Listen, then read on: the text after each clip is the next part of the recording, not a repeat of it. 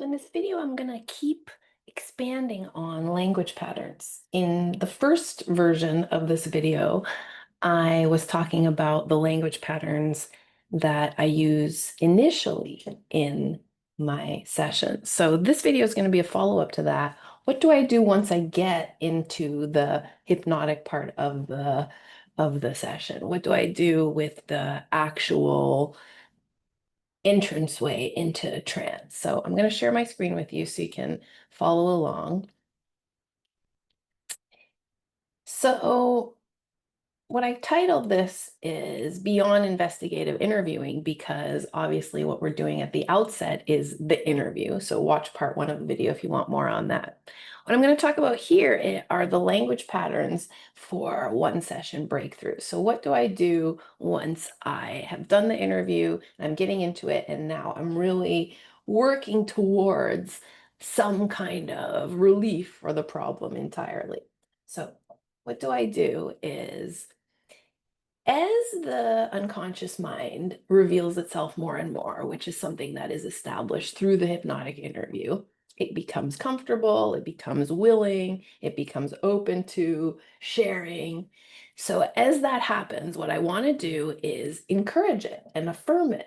So, instead of telling it what to do or dictating something to it or suggesting something or reading a script as we would conventionally do, what I want to do instead is notice when subconsciousness is occurring, notice when the unconscious moments are emerging, and affirm them. The term that I would use for that is process instruction. So I'm giving the mind an instruction on, hey, where you are is a good place to be, which is a trancy place, which is a hypnotic place. So as I notice the hypnosis or the trance entering in, which is something I do through that hypnotic interview, which is the part one of this two-part series video, I start to use that process instruction as I have in this slide, saying things like, there you go, that's it, or that's right. If you're familiar with hypnosis, you recognize that from Milton Erickson, who used to say that's right, about everything, even things that aren't right, he would say that's right. So why would we do that? Well, the answer is because the subconscious mind is listening. And if we tell it that's right, it persists and continues and deepens the work that it's doing. So that's right, and there you go, are very, very, very simple and very effective process instructions that extend and deepen the effect of the hypnotic interview. So what we're doing is increasing the processing, increasing the subconscious mind's connection with itself. So I'm increasing thinking, I'm increasing really the experience that the client is having of their own subconscious mind by encouraging it, by talking to it, by giving that process instruction. The effect of that is both deepening the experience and the interest the client has in their own mind and in their own problem, and it's increasing the trance itself. So it has, as everything does in conversational hypnosis, two-part or multi-part effect. So it's making the unconscious mind really the sole and primary focus of the whole interview or the whole session. And how do I decide when to do that or how to do it is very much a question of timing. So I'm not going to say it all the time because that gets weird. If you say to somebody, oh, that's right. Yeah, that's it. Okay, yes, I'm going to do more of that. They're going to start to be like, oh, you're acting, sort of weird and unpredictable. But if I do it at the right timing, when the client is really in a process or in a silent moment of inner investigation, and I then gently and warmly say, that's right, stay where you are, that's it, then the timing corresponds with the actual reality of what the client is doing. So the process instruction is very dependent on my observation of the client and of the timing the client is displaying. I'm going on their schedule. So anytime I give a process instruction, it's because the client themselves has moved into some kind of processing. So I'm depending on them to inform me about that. Another question you can go with as you're developing that process instruction as you're deepening the investigation is to ask the questions about what has the client themselves asked themselves about their problem. This creates more internal searching. This creates an internal inquiry and dialogue into the client's own subconscious. It deepens the personal questioning the client is both willing to do and able to do. And it helps me as the hypnotist to find the knots and loops and blockages so that I can help the client to investigate those and break them. So when I'm asking the client, what have you thought about when you've thought about this? Or what is your understanding of that? I'm not being cheeky. I'm being very direct in saying, okay, let's go even more internal. Let's exhaust logic so that we can really find out more. And so again, I'm using reality as the basis for that. Wherever the client is in terms of understanding or relating to their problem, that's where I begin. That's where I'm interested in stopping, so to speak. So I'm discovering how the client generated their problem by following the answers they give to this internal searching. So this is very much, again, a process instruction because it's extending and deepening the interview until we really get to the meat of the problem. And that's exactly what the client has asked for. One thing I don't do is ask about solving the problem. So, a very typical coaching or NLP kind of technique would be to go towards a practical solution. So, what would you do to fix that? Or how can you change that? Or give me some ideas, of what you could do instead of smoking or whatever. These are not effective for hypnosis. They are effective for other modalities, or maybe they're not effective. I'm not a judge of that because I don't do them. But any direct question about problem solving tends to elicit a conscious response because that's the part of the mind that likes to solve those kinds of conundrums. So I avoid allowing the client to evade their subconsciousness by taking them into a conscious area of their mind. If I go for problem solving, first of all, I'm not doing hypnosis anymore, so that's not what they hired me for.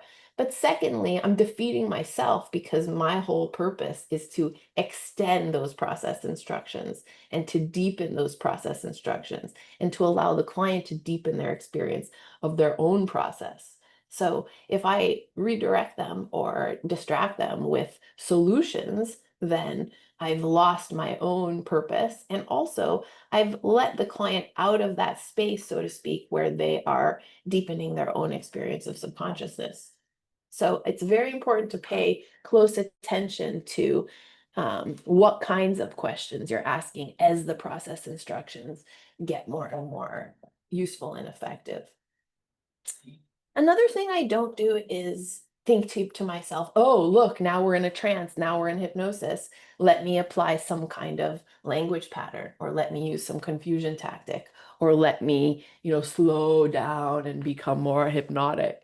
And the reason I don't do that stuff is because, as you just saw in my little joking example there, anything like that triggers the client's subconscious mind to know that you are messing with it, that you are trying to elicit some kind of change. Anytime I go into the hypnotic voice or the, guise of the typical hypnotist, I'm reminding the client that we are working on their subconsciousness. And that's not helpful because, as we all know, the subconscious mind loves to resist. The subconscious mind loves to defy change. It wants to stay the way it is, it wants to be comfortable. So any kind of hypnotic language is basically defeating the purpose. So I avoid hypnotic language. I avoid changing, radically changing my tone or my approach because it will flag the client that something is going on. And that's not what we want. Also, forcing questions doesn't work either. So sometimes you have a formulaic question that oh, a lot of people would ask this kind of problem. But any kind of forced question will again trigger that reminder to the client that there they are trying to defeat their problem, trying to get rid of their phobia or fear or whatever. So I never force questions. I always allow the next question to be the natural next question. And by natural next question, I mean the one that follows from what the client said. instead of the one that I think would be effective or that I have learned is effective in a certain situation. So no formulas, no planning, no forced questions, no forced language. The very key to this whole thing about process instruction is timing. Everything that happens from the moment the client enters in on their own fractionation process depends on me not rushing the client, not letting them out of the process. So that means not slowing them down either, but allowing the timing to unfold as the subconscious mind is willing to give up more and more information. So if I get interested in how fast or slowly that's going, I implicitly tell the client it's not on the right schedule. So it's super ultra important to let the timing be the client's timing, which means when I observe an unconscious moment, I encourage it. When I observe the client being in silence, doing their own processing and their own inner work, I stop my intervention and let that silence take over. When I see the client is doing something that is in a certain place of their subconscious, I remind them, stay right there, don't rush, take your time, do what you're going to do. So the timing with which I insert those comments is key because it's telling the subconscious mind, you can trust that I am going to go at your pace and that I'm going to let you do your process the way that you need and want to do it.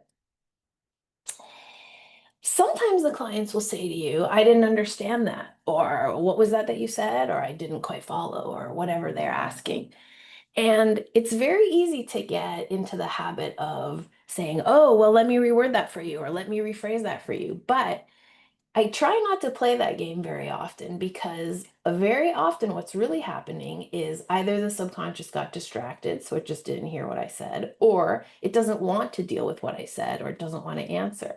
If I take too seriously the rewording of questions, then I very much get into the habit of over talking. So if you say to the client, you know, so why is that important to you? And they say, well, what do you mean by that? And I say, well, you just said that, your kids want you to do this and your mother wants you to do this and you're feeling upset about that, but you're very powerful, aren't you? And as we went over, blah, blah, blah. So why is that important to you? Now I have started to speak for the client, or I have started to fill the space unnaturally or unnecessarily. So if the client asks for clarification or didn't hear or can't remember, I just repeat what they just said or what I just said. Why is that important to you? So tell me why that's important to you.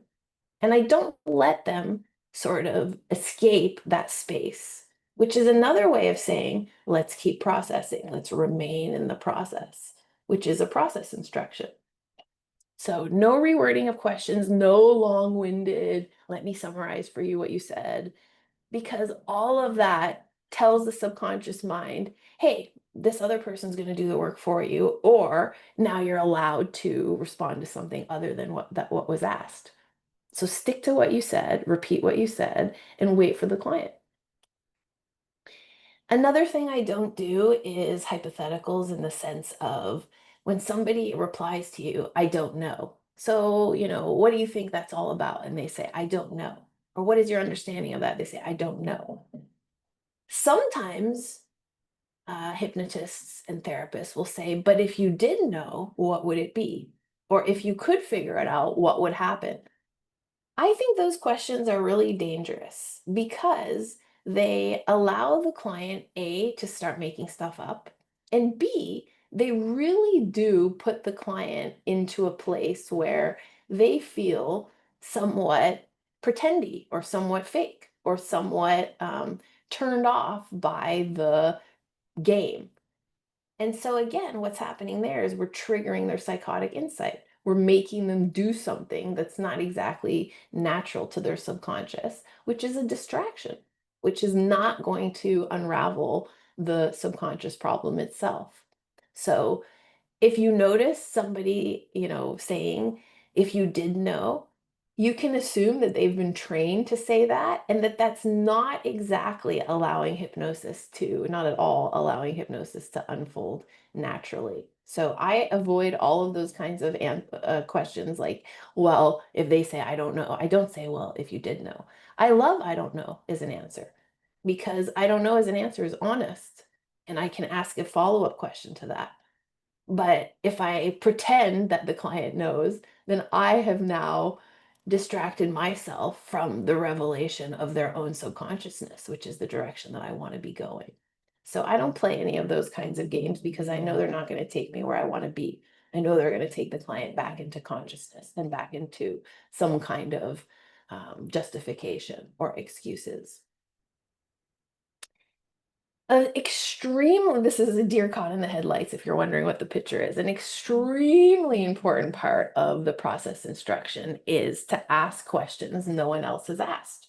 So as the client gets more involved in their subconsciousness, as they become more comfortable answering questions, as they get more comfortable with their process, as the trance deepens and increases, that's when I want to do that very, very token Ericksonian move of asking what really needs to be asked. And is that sometimes awkward? Hell yes, of course it is. I'm going to ask the thing that is really on my mind. Like, well, why did you start believing that? Or, who says that that's the way it has to be? Or whose voice really is that? And so then the client is challenged and has to really reckon with their problem. So I'm willing to wager, especially if I feel that question comes up naturally, I'm going to ask it, even if I think it's rude or a little bit, too direct or whatever it is. My job is not to be liked. My job is not to be your best friend. My job is to get the job done. And so I'm willing to ask questions that really put things into focus and create double binds on purpose because it's faster that way. It's faster if the client is really faced with the truth of what's happening. That's again using reality as a hypnotist. Reality is very hypnotic. So if we get to the brass tacks of something and you have to look at it directly, you are going to have a fractionation and an internal seeking. That's all I'm doing is increasing that and increasing that and increasing that and deepening that and deepening that and deepening that. And I have no goal other than that because that in itself will do the hypnotic work for me. So I'm always willing to wager and I'm always willing to say the thing that some other therapists or hypnotists might not be willing to say. And I sometimes will give it a precursor and say, okay, I'm going to ask you something very important right now, or I'm going to ask you something very direct. So prepare yourself because that again heightens the excitement, that heightens the hypnotic effect. So if I'm going to ask something that's very potent, I may or may not give that preview and let the client really internalize how important the question is. It's very important to keep questions efficient and to the point. I'd rather ask more questions and have them be more accurate and more direct than ask longer questions and less of them. Because that gives me more opportunity to relate, that gives me more rapport and more fractionation opportunities. So the deeper I can take the person into a trance depends a lot on how to the point my questions are. So talk less, ask questions with the least number of words possible. Do not justify the payment that you're getting with more talking. That's the opposite idea of conversational hypnosis, the way I'm teaching you. To the point questions, direct, that's what's going to penetrate the problem the fastest. So it's very much like throwing darts. We want to just go for the answer and listen to the answer and then throw another dart. The tilt and lull of the conversation, or whatever that is, the flow of the conversation, is super essential to how the trance unfolds. It is very important to listen to the client, to pause, and to wait for the response. It's very tempting to answer for the client a lot of the time because we are intuitive and we're to a certain degree psychic and can read what kind of response they're going to give us before they do it, which is great. That shows that you're in the right job and you're doing the right kind of work, but also it disenfranchises and disempowers the client if we overly use that. So the ability to be silent and to pause and to let the client allow their own soul and mind to supply an answer, despite what you think should be or will be said, is essential, is paramount. So pausing, less words, slowing down the questioning cycle, allowing it to be important and asking deep questions, not forcing the questions. All of those things are creating more and more opportunity for the client, not for you, the hypnotist, to show your stuff or to impress or to solve the problem, but for the client to go where they need and want to go. Because that's where the solution lies.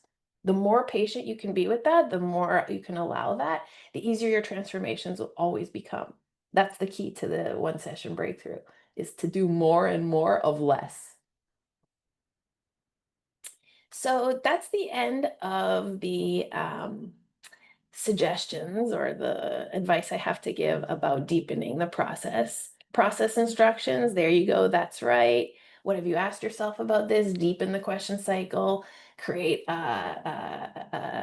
opportunity for a personal questioning and a real reckoning.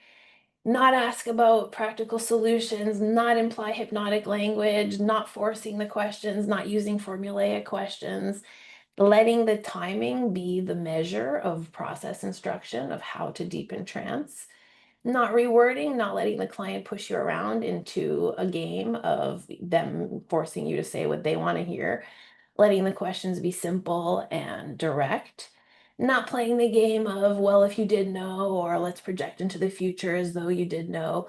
None of that's going to work because, again, it's a distraction from the client's own mind and fractionation.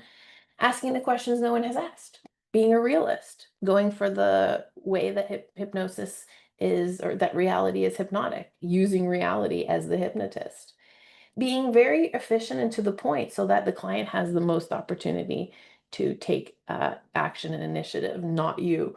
It's very interesting how we want to be the hero of the session and let our ego take over. But the more you do that, the less client opportunities exist. So be to the point and be efficient and let the client be the total and complete source of timing. When they answer, even if you know what they're going to say, even if you feel what their energy is, pause and wait, because the pausing and waiting is, again, a process instruction in itself, allows the client to deepen their own trance very naturally and organically. So, long story short is, this is very much a less is more approach. This is very much, can I simplify my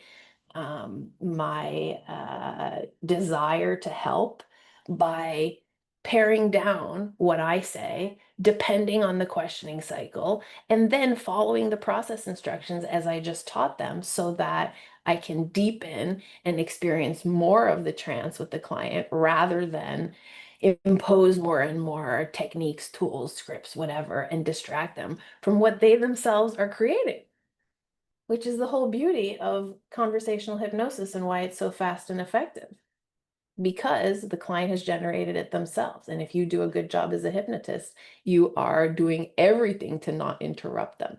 That's what this movie or what this film is about. This video today is about how to encourage and deepen without distracting, without imposing your own will and desire on the client's outcome.